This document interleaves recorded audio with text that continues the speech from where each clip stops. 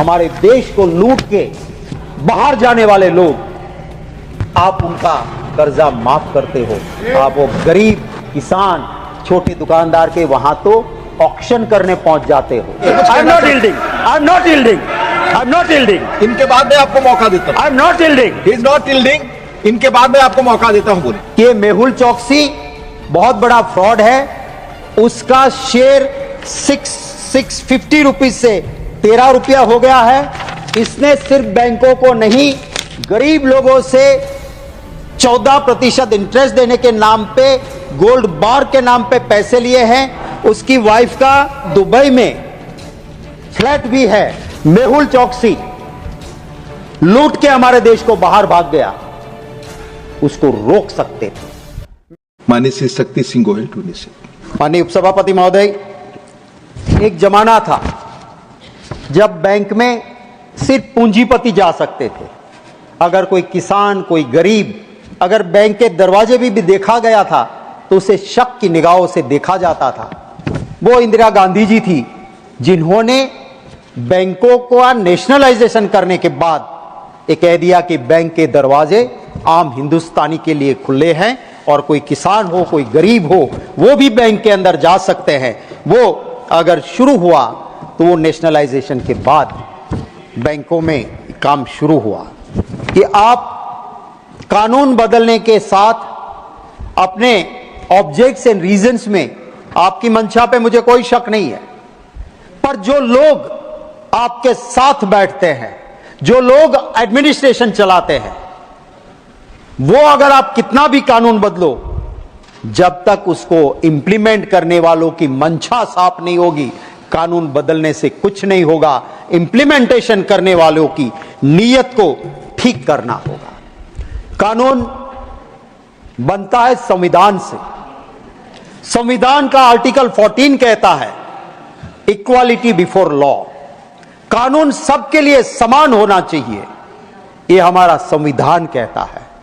पर यहां क्या होता है उपसभापति महोदय, एक कानून होता है जो सामने वालों के लिए इस तरह से उपयोग करो पॉलिटिकली कि उसे खत्म करो, और जैसे ही अपने पास आ जाए वो आर्टिकल 14 नहीं रहता है, इक्वालिटी बिफोर लॉ नहीं, कानून बदल जाता है। अगर सामने है, कहते हैं कि बहुत बड़ा क्रिमिनल है, फ्रॉड किया है, अब ये जेल जाएगा, चक्की पीसिंग, चक्की पीसिंग, चक्की पीसिंग, और जैसे ही बदल के इधर आ जाएगा, power seeking, power seeking, power seeking हो जाएगा, उसको सब मिलता रहेगा। तो ये एक कानून अलग अलग नहीं होने चाहिए, कानून सबके लिए समान होना चाहिए। उपसभापति महोदय, इसी बिल के अंदर एक अमेंडमेंट आ रहा है। क्या आ रहा है अमेंडमेंट? कोऑपरेटिव बैंक्स के अंदर डायरेक्टर का टेन्योर 8 साल का है, जो इसी सरकार ने किया, कुछ ही वक्त पहले किया। पॉलिटिकल अपनी पावर बचाने के लिए पॉलिटिकल इक्वेशन के साथ, कानून के साथ खिलवाड़ नहीं करनी चाहिए। 8 साल के लिए आपने कहा कि कोऑपरेटिव बैंक में डायरेक्टर 8 साल ही रह सकता है। अब क्या ला रहे हैं?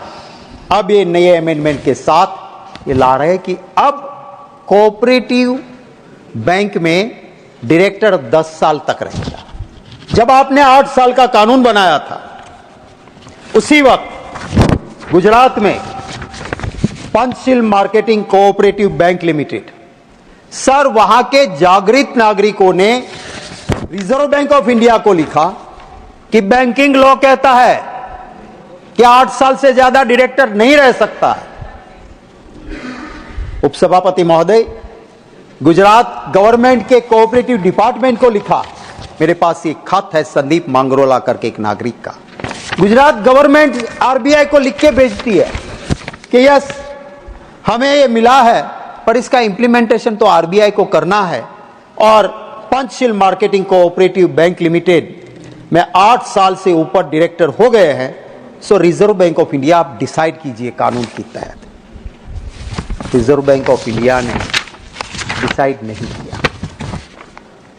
इसने बार बार लिखा कि मैं ऐसे बहुत सारे कोऑपरेटिव्स के, शुगर के सारे डायरेक्टर 8 साल पार कर गए, मैं डिटेल दे रहा हूं, मुझे टाइम दो।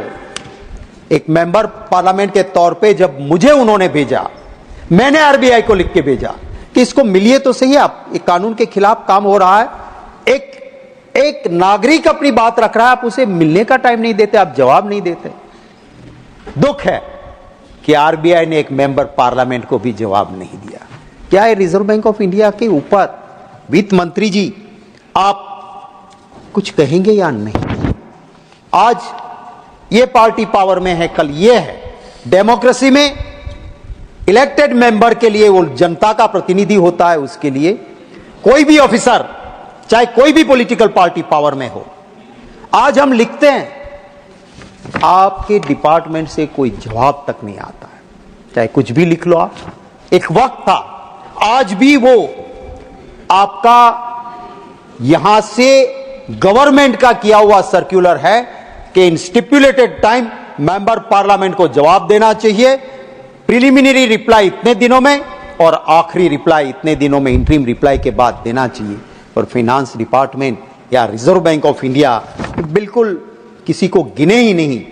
मैं मानता हूं कि इसके लिए जरूर वित्त मंत्री जी अपना डिपार्टमेंट को ठीक करेगी। मैं जो यहां पे कह रहे हैं कि किसी भी बैंक में 8 साल से ज्यादा डायरेक्टर नहीं रहना चाहिए, अब अमेंडमेंट आ रहा है 10 साल। मैं आपके जरिए वित्त मंत्री जी, मैं क्योंकि कहा जाता है हमारे वहां चैरिटी बिगिंस फ्रॉम होम, अगर जिसको सहकार मंत्री आपने बना के रखा है, जिसके पास कोऑपरेटिव है, माननीय उपसभापति महोदय, मैं आपके जरिए जरूर कहूंगा कि कम से कम वो जिस बैंक में चेयरमैन रहे थे वहां तो कानून लागू होना चाहिए। अहमदाबाद डिस्ट्रिक्ट कोऑपरेटिव बैंक में अमित भाई शाह चेयरमैन रहे, आज उनके नियरेस्ट एंड डियरेस्ट है सारे लोग। 2006-7 से वो डायरेक्टर कंटिन्यू है वहां बैंक में, अहमदाबाद डिस्ट्रिक्ट कोऑपरेटिव बैंक में कोई चुनाव ही नहीं होता है। और क्यों कोर्ट में पेंडिंग है उपसभापति महोदय? क्योंकि 2 डायरेक्टर से एक गुट जो कोर्ट में पेंडिंग है, बड़े अनुभवी आदमी है। I am not criticising court, whatever the matter, it's my right to say, and whatever is there, that's why I want to highlight. The matter is sub judice. Yes. I am not going into the merits of the matter. What I want to say is, it is the duty of the government to see. Otherwise, 2 लोग मिलके चले जाएंगे, तारीख पे तारीख पड़ती रहेगी और सरकार क्या देखती रहेगी? इसीलिए मैं कहता हूं कि it's duty of the RBI कि पार्टी इंटरवीनर के तौर पे वहां जाए, पार्टी इंटरवीनर तौर पे सरकार उसमें हस्तक्षेप करे और 2 गुट मिलके 2006-7 से चुनाव नहीं होने देते हैं और मलाई खाते हैं। हटाइए उन डायरेक्टर को, आपका पावर्स है, आप उनको करिए, आप लगाइए उनको, आप वहां पे एडमिनिस्ट्रेटर लगा सकते हो और एडमिनिस्ट्रेटर लगा के आई एम नॉट यील्डिंग। इनके बाद मैं आपको मौका देता हूं। आई am not yielding, he is not yielding. इनके बाद मैं आपको मौका देता हूं, बोले। तो मैं ये कहना चाहता हूं निकलना चाहिए कि ये जिस तरह से चल रहा है उसमें ये जरूरत है कि वहां पे एडमिनिस्ट्रेटर लगाया जाए और ऐसे डायरेक्टर्स को हटाया जाए जो आपके कानून के खिलाफ 2006-2007 से अप टू 2024 बैठे हैं। आप उसको हटा के वहां लगा दीजिए एडमिनिस्ट्रेटर, नया चुनाव करा लीजिए, फिर शेयर होल्डर चुनेंगे, जो लोग आए वो काम करे। आई एम नॉट अगेंस्ट। डेमोक्रेसी में अगर हम हारते हैं, हार स्वीकार करते हैं, जीतते हैं, काम करते हैं, पर चुनाव ही ना होने दो, एक किस तरह का है? और वो भी वहां जहां पे सहकार मंत्री खुद चेयरमैन रहे हो, आज वही सरकार में हो यहां और वहां पे हो रहा है। इसलिए मुझे थोड़ा, किसी को अगर बुरा लगे, किसी को अच्छा लगे, ये कहने की जरूरत मेरी नहीं है। मेरी तो जो सच बात है वो करने की मेरी आदत है। फिर सच किसी को अच्छा भी ना लगे तो उनको मुबारक। मैं ये कहना चाहता हूं उपसभापति महोदय कि ये सरकार ने, मैं fanindia.net पे पूरा डिटेल के साथ जो हकीकत दी थी उसके मुताबिक 50 विलफुल डिफॉल्टर 50, उनके इस सरकार ने 87,000 करोड़ माफ करे 2020-24 तक। इसमें कौन है? मेहुल चौकसी, ऋषि अग्रवाल जैसे लोग भी इसके अंदर हैं। मुझे ये हमारे देश को लूट के बाहर जाने वाले लोग, आप उनका कर्जा माफ करते हो, आप वो गरीब किसान छोटे दुकानदार के वहां तो ऑक्शन करने पहुंच जाते हो और यहां पे उनका आपने माफ किया। सर, आपके जरिए मैं इस गृह में कहना चाहता हूं, मेहुल चौकसी लूट के हमारे देश को बाहर भाग गया, उसको रोक सकते थे। मेरे हाथ में ये एक एफिडेविट है, हाई कोर्ट के अंदर petition criminal special civil application 4758/2015। Sir, ये पिटीशन जब वहां पे हुई और उस वक्त पे जब वहां लगी, तब एक एफिडेविट रिस्पोंडेंट फाइल करता है और उसमें वो लिखता है कि ये मेहुल चौकसी बहुत बड़ा फ्रॉड है, उसका शेयर 650 रुपीज से 13 रुपया हो गया है, इसने सिर्फ बैंकों को नहीं गरीब लोगों से 14% इंटरेस्ट देने के नाम पे, गोल्ड बार के नाम पे पैसे लिए हैं देश की जनता के। एक सेकंड दे दीजिए, एक सेकंड दे दीजिए, धन्यवाद। और 1 मिनट में मैं खत्म करता हूं। और last 3 lines, just 3 lines. In this affidavit, he had written, I would also like to draw kind attention the fact that petitioner has a huge debt of rupees 9,870 crore outstanding, which also specified in the website of Ministry of Corporate Affairs, and वो copy लगाता है उसके साथ। और petitioner कहता है कि like Vijay Mallya, Mehul चौकसी भाग जाएगा, उसकी वाइफ का वहां पे दुबई में फ्लैट भी है। वो कब कहता है साहब?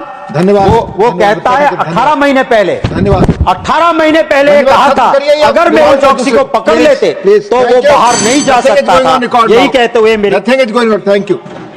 जो भी आपकी तकरीर में संसदीय शब्द नहीं होंगे, बड़े आप अनुभवी हैं, वो रिकॉर्ड पे नहीं जाएंगे, प्लीज। माननीय मंत्री, आप कुछ कहना चाहते थे, आप कुछ इंटरव्यू करना चाहते थे। मैं डिप्टी चेयरमैन साहब इतना ही कहना चाहता था कि पार्लियामेंट के फ्लोर पर कोई मलाई खा जाना, वो हमने ऐसा जो भी संसदीय शब्द उसके बारे में मैंने कह दिया, कोई ऑथेंटिकेशन, जो भी असंसदीय शब्द अगर होंगे तो उसको एग्जामिन करेंगे, उस पर उचित कार्रवाई करेंगे। आप ऑलरेडी टोल्ड।